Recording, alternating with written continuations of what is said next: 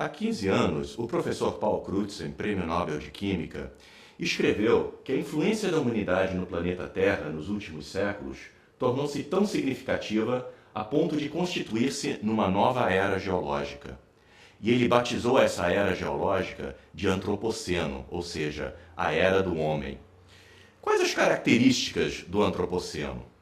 Primeiro e mais evidente é o crescimento da população humana. Hoje, a cada hora, nós temos 10 mil pessoas somando-se à população mundial.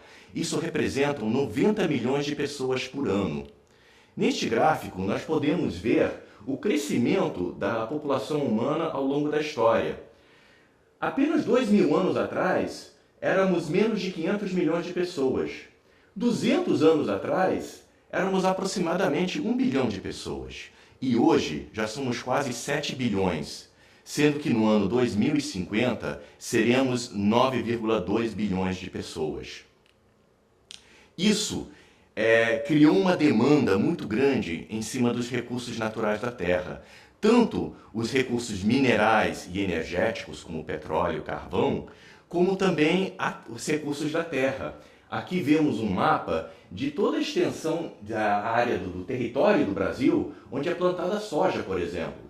Já vemos que a lavoura da soja, que nos alimenta e alimenta os nossos animais, já ocupa uma boa parte do território nacional. Outra maneira de ver isso é através da apropriação da produtividade primária da Terra, ou seja, de toda a capacidade de fotossíntese que existe na superfície da Terra.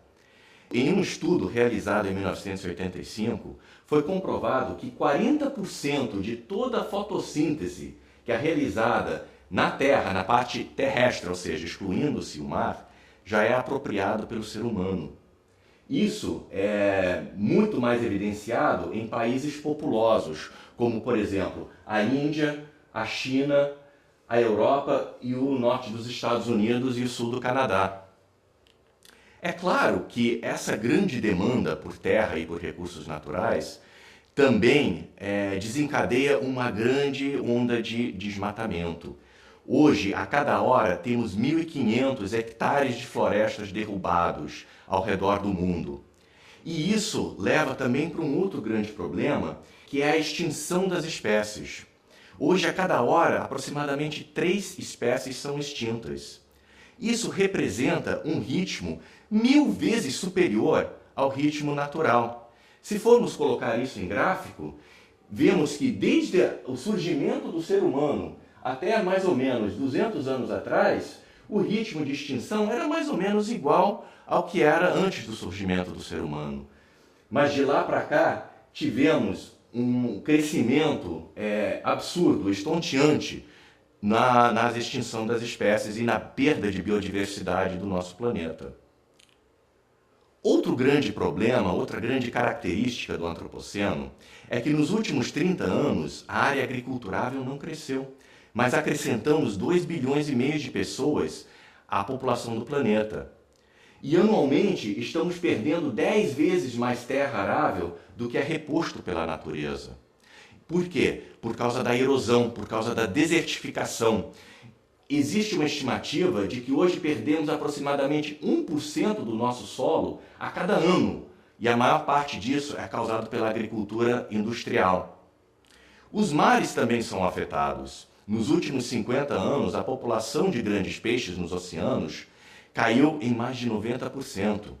Se formos ver um vídeo sobre o que aconteceu com os grandes viveiros de pesca, vemos que de 1950 até o ano 2000, praticamente o oceano inteiro passou do período apropriado para a colheita, ou seja, o oceano inteiro está hoje desprovido de peixe e de vida por causa da nossa atividade.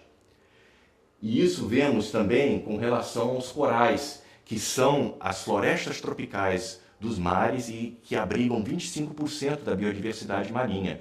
Por causa da nossa poluição e por causa do aquecimento global, que também está aquecendo os mares, os corais estão morrendo ao redor do mundo. E, ultimamente, uma pesquisa descobriu que também a população de fitoplâncton, que gera mais de 50% do nosso oxigênio, caiu em mais de 40% desde o ano de 1950. E agora, ainda por cima, nós temos o problema do aquecimento global, que não é um problema só para o urso polar, é um problema para a gente também. Porque a nossa camada atmosférica, que nos protege dos raios solares, ela é muito fina. Então, quando lançamos 4 milhões de toneladas de CO2 a cada hora na atmosfera, isso é um número muito significativo. Nós estamos alterando a química da atmosfera de tal forma que estamos aquecendo o nosso planeta além da nossa capacidade de lidar com esse aquecimento. Outro problema é que mais de 80% da nossa energia hoje vem de combustíveis fósseis. Em um dia, nós queimamos uma quantidade de combustível que o planeta precisou de mais de 27 anos para estocar. Claramente, isso não é nada sustentável. Atualmente, estamos usando os recursos da Terra num ritmo muito mais rápido do que a natureza consegue repor. Isso quer dizer que o nosso modo de vida, a nossa civilização, são insustentáveis a longo prazo. Nós não vamos conseguir continuar nesse ritmo de crescimento populacional, nesse ritmo de uso de recursos naturais indefinidamente. Vamos acabar enfrentando uma grande crise de escassez de recursos. Então, nós temos que encarar a nossa situação agora como se estivéssemos passando por um gargalo, onde o solo, a água, combustíveis, recursos naturais em geral estão acabando, enquanto que o desmatamento, o consumo, a população estão aumentando. E a sociedade que vai emergir do outro lado desse gargalo depende das decisões que tomamos hoje. Portanto, o recado que eu quero deixar agora é que agir agora é uma questão de ética. Não só ética com nós mesmos, porque vamos ser nós os primeiros a serem afetados por essa grande crise, mas principalmente ética com relação às gerações futuras. Porque é para essas gerações futuras que nós vamos deixar o nosso planeta. E nós só temos um planeta para deixar para eles. Obrigado.